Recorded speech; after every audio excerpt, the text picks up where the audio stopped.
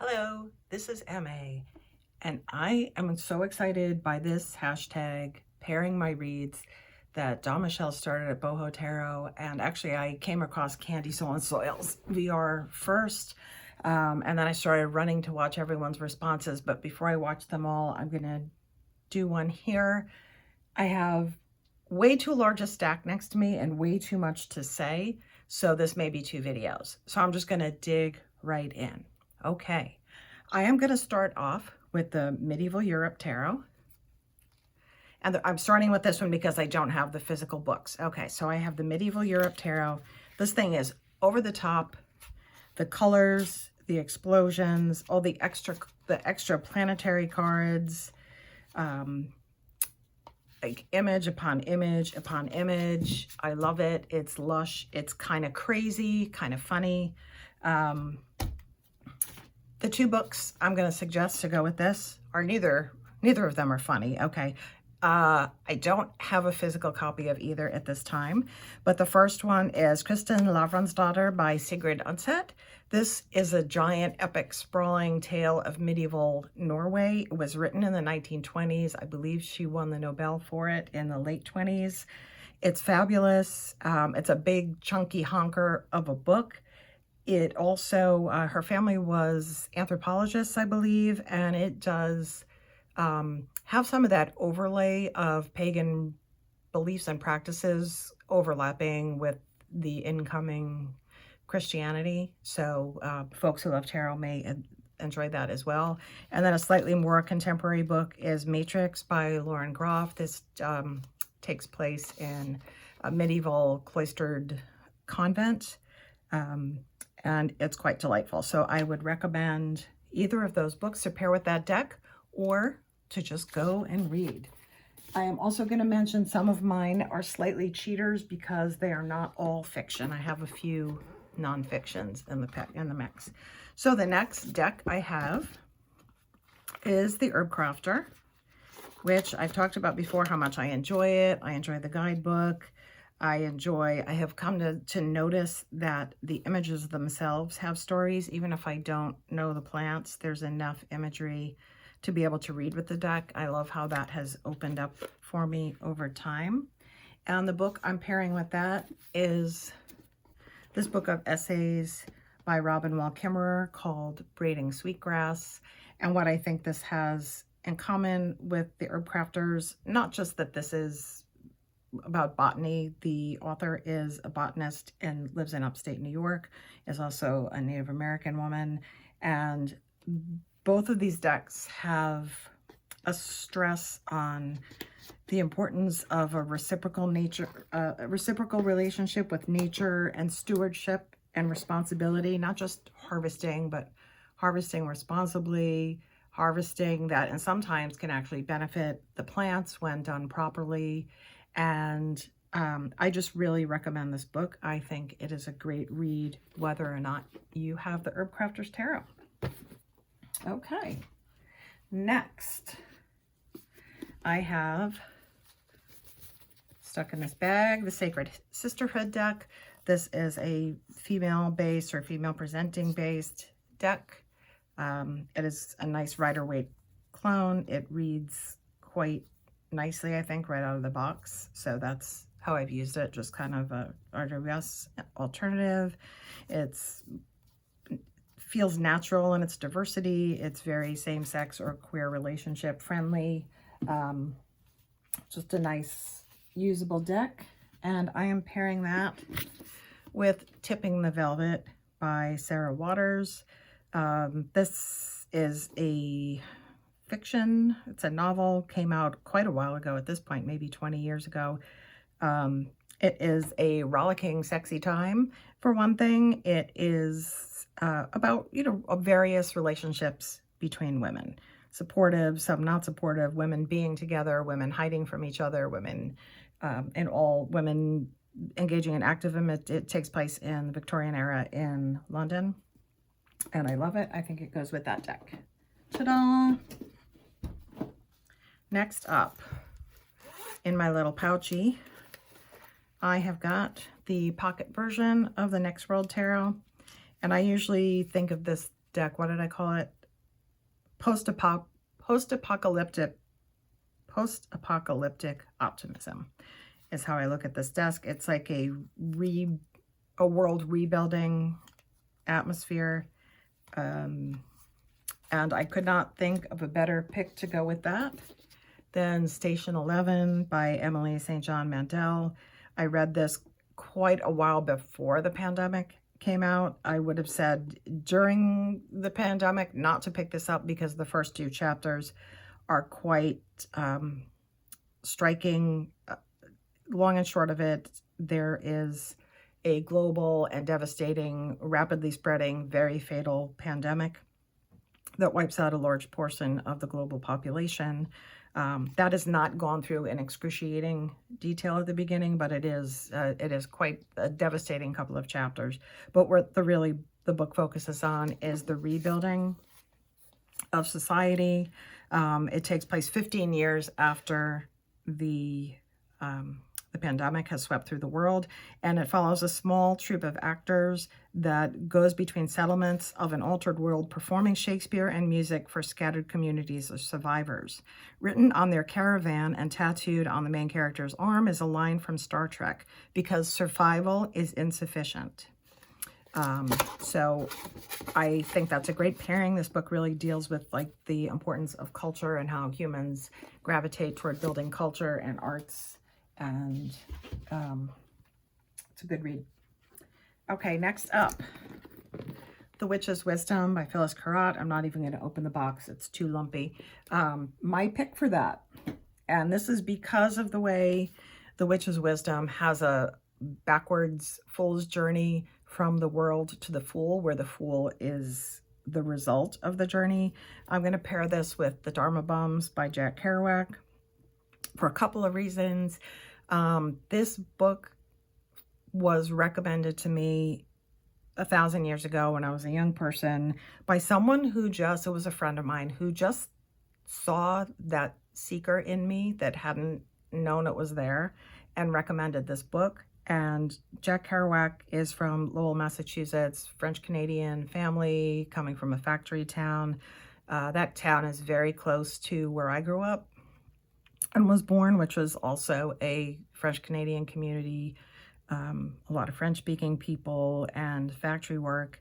And there was something for me about someone coming from that background that ended up on this kind of lifelong quest, and, you know, had access to the world, had access to getting out of their town, had access to investigating Buddhism and other thoughts that, I don't know, I just have a personal connection to this book. But in this book, the main character does go through the course of the book, journeying around the country, and ends up spending the summer in a fire watch tower on top of a mountain. So kind of has this spiritual experience, but at the end of that experience has to come back down the mountain and rejoin the world. And how do you take that experience and re-enter? So kind of re-entering the world as the fool. So I think that's why I put that with The Witch's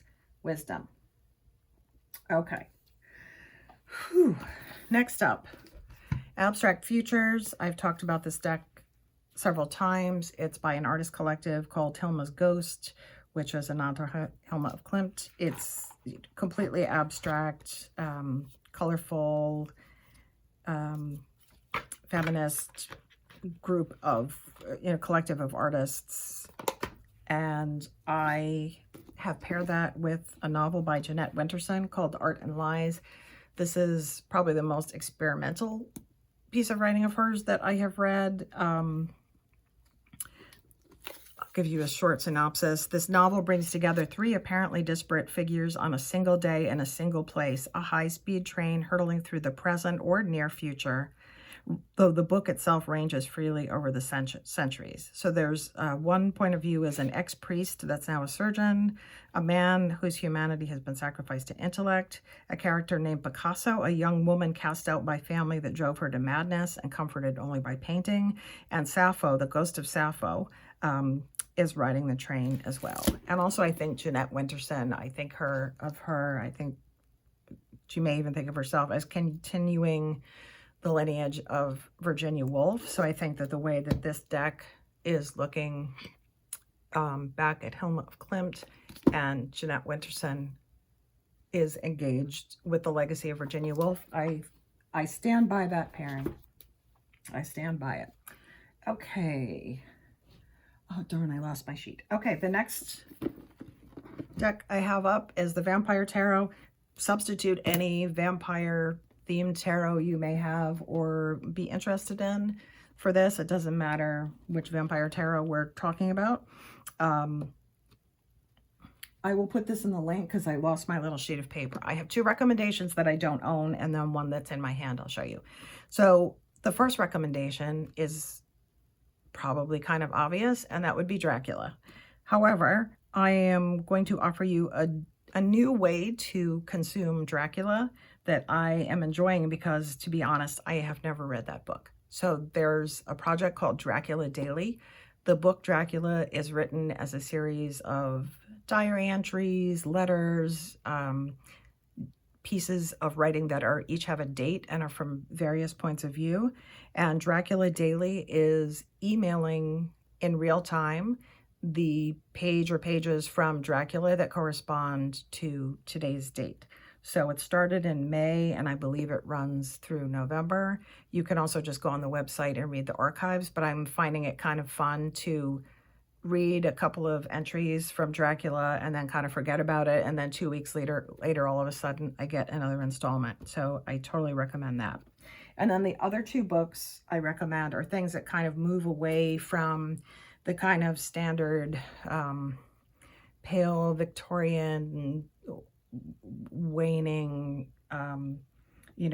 woman vampire trope. The first is by Octavia Butler, and it's called Fledgling, and that was the first book of hers that I read, and I promptly ran to find more writing of hers and found out she had at that time just recently passed away, and that was her final book. But that definitely plays with, vampire lore, but moves away from it and kind of busts some of the tropes.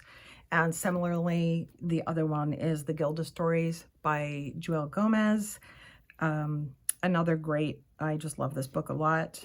To give you a little summary, the remarkable novel begins in 1850s Louisiana, where Gilda escapes slavery and learns about freedom while working in a brothel.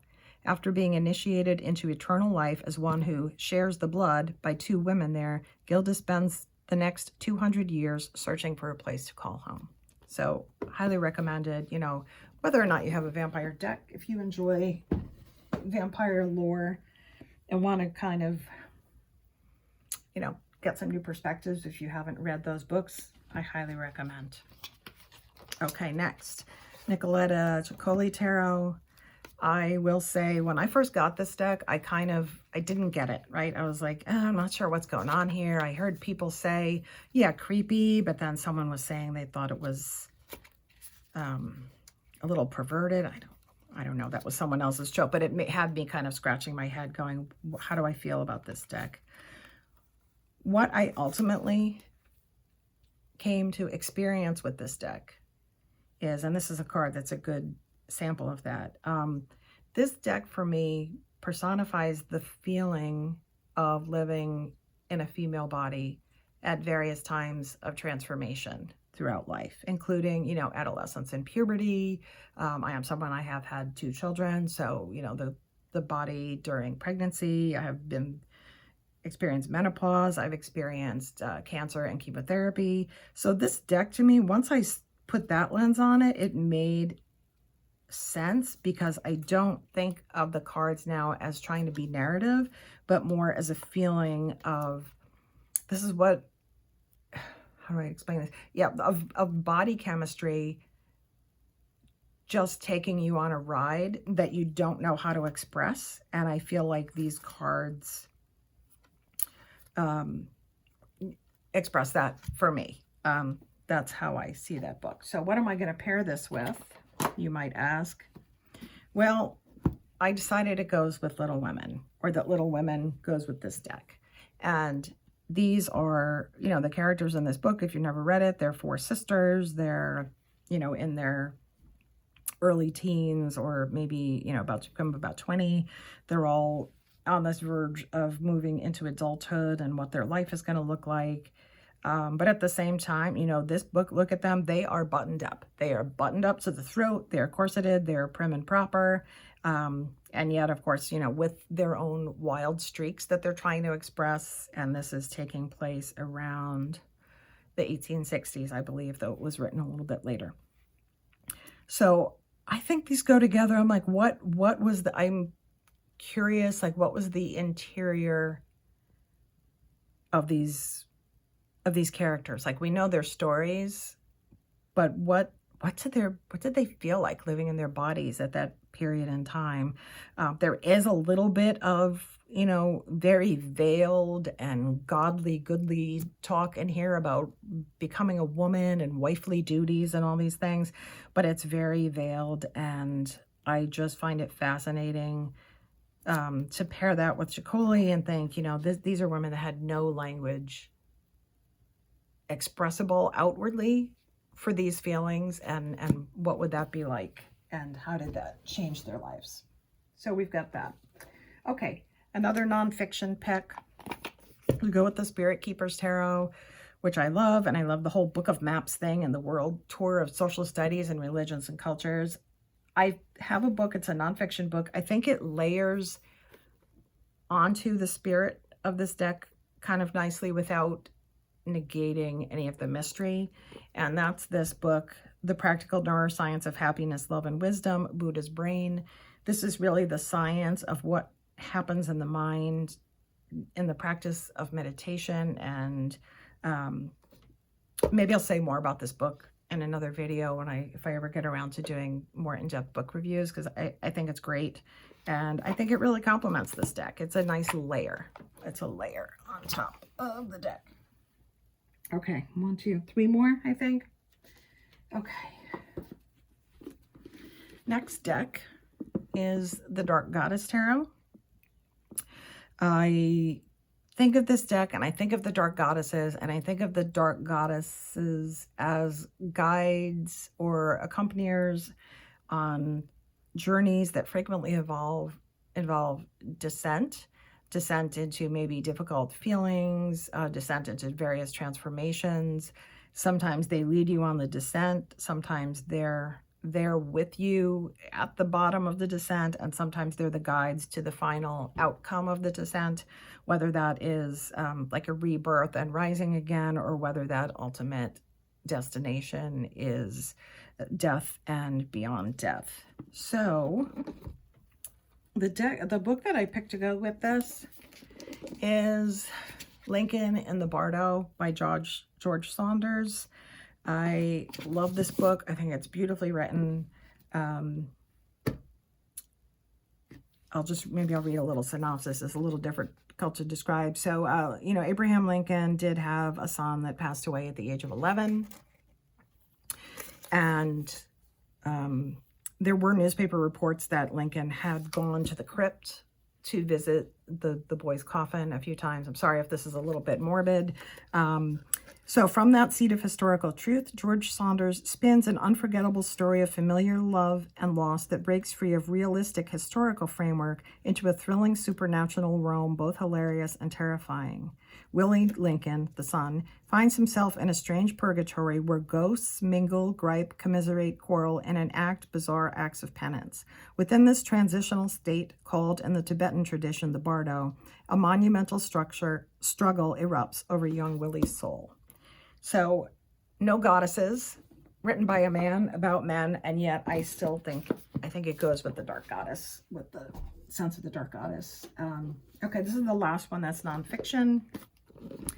I've got the Gentle Tarot that I'm going to pair with Comfortable with Uncertainty by Pema Chodron. You know, sometimes we think of the Gentle Tarot as a hug deck, and I think it is that, but it's not a hug deck that says everything's going to be okay, right? It's going to sit with you into the difficulty, into that water that the character on the cover is in, right? You're going to have to sit there. The deck will come with you, but it's not going to give you a free pass. And I feel like this book does exactly this. It is set up in 108 short chapters that you can read independently. To just give a little taste of one of them. What keeps us unhappy and stuck in a limited view of reality is our tendency to seek pleasure and avoid pain, to seek security and avoid groundlessness, to seek comfort and avoid discomfort. This is how we keep ourselves enclosed in a cocoon. Blah, blah, blah, blah, blah. Moment after moment, we're deciding that we would rather stay in that cocoon than step out into that big space. So it's going to get you out of that cocoon supportively, and will guide you in treating yourself and especially the world and others with compassion. So I think those two go together quite nicely. We're on the last one. Okay, my last pick is the Outsider Tarot. And the majors in this, I think a lot of people have seen it. The majors are very pared down to symbolism. They kind of are more experiential for the reader or the querent, where you can put yourself in them. The minors are more illustrated. So, yeah. So the Outsider Tarot, I picked an outsider for this one. I'm going with Corsic by John Waters. John Waters hitchhikes across America. And I don't know. I think that all by itself goes together.